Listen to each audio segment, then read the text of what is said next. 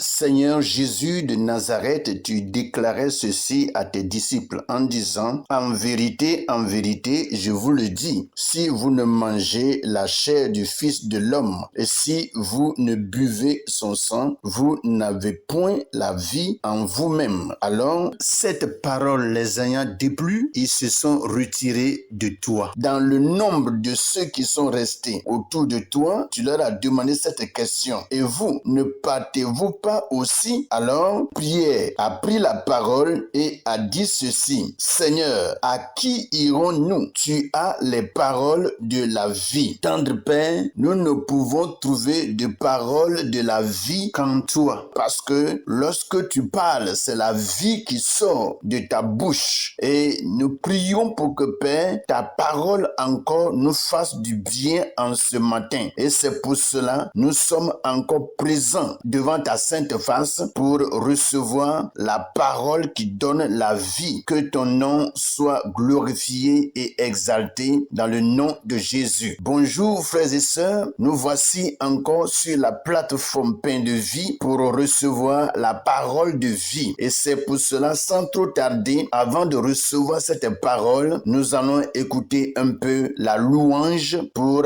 rafraîchir notre esprit et semer la joie dans notre cœur. Soyez bénis et c'est parti.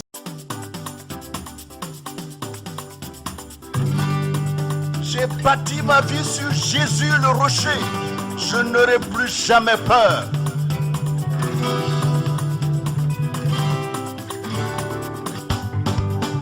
J'ai bâti sur le rocher. Quand viendra la tempête, ma maison résistera. Ma maison est en Jésus. J'ai bâti sur le rocher. Quand viendra la tempête, ma maison résistera. Ma maison est en Jésus. Oh, j'ai bâti sur le rocher. Quand viendra la tempête, ma maison résistera. Ma maison est en Jésus. La pluie et le vent souffleront. Satan se déchaînera. Mais ma maison est en Jésus. Je n'aurai jamais peur. La pluie et le vent souffleront. Satan se déchaînera. Mais ma maison est en Jésus. Je n'aurai jamais peur. La pluie et le vent souffleront. Satan se déchaînera. Mais ma maison est en Jésus. Je n'aurai jamais peur. Je n'aurai jamais peur. Je n'aurai jamais peur. Je n'aurai jamais peur. Je n'aurai jamais peur. Bonjour frères et sœurs, que la grâce et la paix du Seigneur reposent sur tout un chacun. Et je bénis le Seigneur qui permet à ce que nous soyons encore debout au devant de lui pour être sur la plateforme Pain de vie pour recevoir encore les richesses d'en haut. Après la louange qui a été donnée par votre serviteur qui a interprété la chanson J'ai bâti sur le rocher, nous allons rapidement passer à notre moment de méditation de la parole du jour. Et sans trop tarder, je vais inviter chacun d'entre nous à prendre sa Bible dans le livre de Ecclésiaste, chapitre 3. Et nous allons lire ce matin à partir du verset 16 au verset 18. Je lis à partir de la version Louis II. Il est écrit: J'ai encore vu sous le soleil qu'au lieu établi pour juger, il y a de la méchanceté, et qu'au lieu établi pour la justice, il y a de la méchanceté. J'ai dit en mon cœur, Dieu jugera le juste et le méchant, car il y a là un temps pour toute chose et pour toute œuvre. J'ai dit en mon cœur au sujet des fils de l'homme que Dieu les éprouverait et qu'eux-mêmes verraient qu'ils ne sont que des bêtes. Voici ce que la version Louis II nous dit. Nous allons rapidement porter nos regards sur la version français courant pour lire les mêmes passages. Et sans trop tarder, nous allons lire ce passage à partir du verset 16, Ecclésiaste chapitre 3. Et il est écrit, voilà ce que j'ai aussi observé ici-bas. La méchanceté règne là où le droit devrait être appliqué et la justice rendue. Je me suis dit alors que Dieu jugera le méchant comme le juste, car toute chose arrive en son temps et chacune de nos actions sera jugée. En ce qui concerne les humains, je pense que Dieu les met à l'épreuve pour leur montrer qu'ils ne valent pas mieux que les bêtes. Voici ce que le français courant nous dit. C'est des paroles très fortes ce matin, mais nous allons demander au Seigneur de nous aider à avoir de plus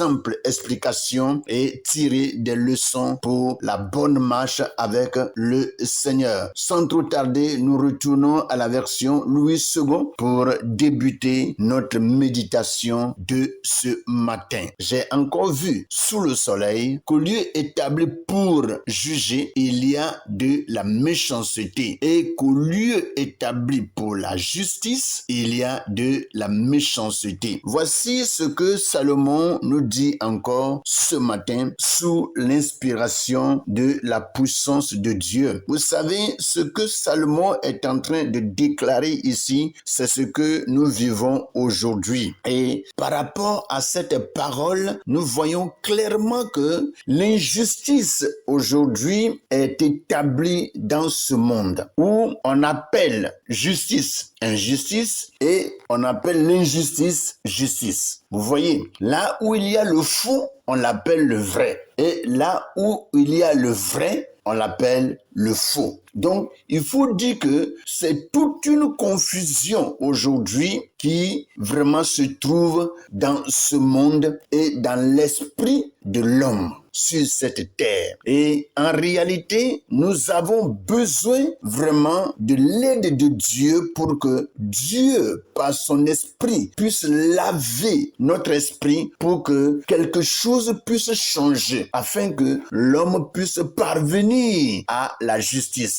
Vous voyez, Salomon dit clairement que il a encore vu sur cette terre que le lieu qui a été établi pour juger, on voit dans ce lieu la méchanceté, et le lieu qu'on appelle justice, où on doit pratiquer la justice en toutes choses, et quand tu vas là-bas, c'est la méchanceté qui se dégage. Mes frères, vous voyez combien de fois le cœur de l'homme est mauvais, le cœur de l'homme est méchant. Vous voyez, en réalité, lorsqu'on voit ces choses et qu'on veut tellement y plonger son esprit, on est fatigué même de vivre ici-bas. Mais où pourrons-nous aller? Nous sommes ici par la décision divine. Et c'est Dieu qui a décidé, qui a planifié, qui a voulu et qui vraiment dans son dessein a voulu que l'homme puisse vivre ici-bas pour le former, pour que l'homme puisse être parfait pour le ciel. Et nous prions pour que en réalité cette perfection puisse nous atteindre, pour que nous puissions un jour voir la face du Seigneur. Salomon dit ceci: j'ai dit à mon cœur, Dieu jugera le juste et le méchant, car il y a là un temps pour toute chose et pour toute œuvre. Vous voyez? Et le français courant nous dit quelque chose de plus important. Dans le verset 17, il dit, je me suis dit alors que Dieu jugera le méchant comme le juste, car toute chose arrive en son temps et chacune de nos actions sera jugée. Mes frères, ces paroles sont tellement vraies et claires. Il faut dire dit en réalité que tout ce que nous faisons sur cette terre, il y a un jugement. Il y a un jugement pour tout comportement, pour toute action, pour tout pas que nous avons marqué, pour toute parole déclarée, pour tout ce que nous avons regardé. Mes frères, si Dieu n'a pas usé sa miséricorde et sa pitié envers l'homme, il est difficile de trouver une seule personne au ciel. Il faut en réalité la miséricorde de Dieu pour que on puisse trouver un individu au ciel dans la félicité de Dieu. Autrement dit, nous sommes tous voués à l'enfer. Tous. Et il faut en réalité cette grâce, cette faveur que nous n'avons pas méritée pour que nous puissions entrer au ciel, pour que nous puissions entrer dans la félicité de Dieu, dans une paix éternelle, dans une joie éternelle. Vous voyez, dans une réjouissance éternelle. Il faut vraiment la grâce, la miséricorde de Dieu pour que l'homme puisse avoir accès auprès de Dieu. Vous voyez, et c'est en cela que nous devons beaucoup prier parce que à l'allure où nous allons, il est difficile vraiment à quelqu'un d'entrer au ciel. Et c'est pour cela que Dieu puisse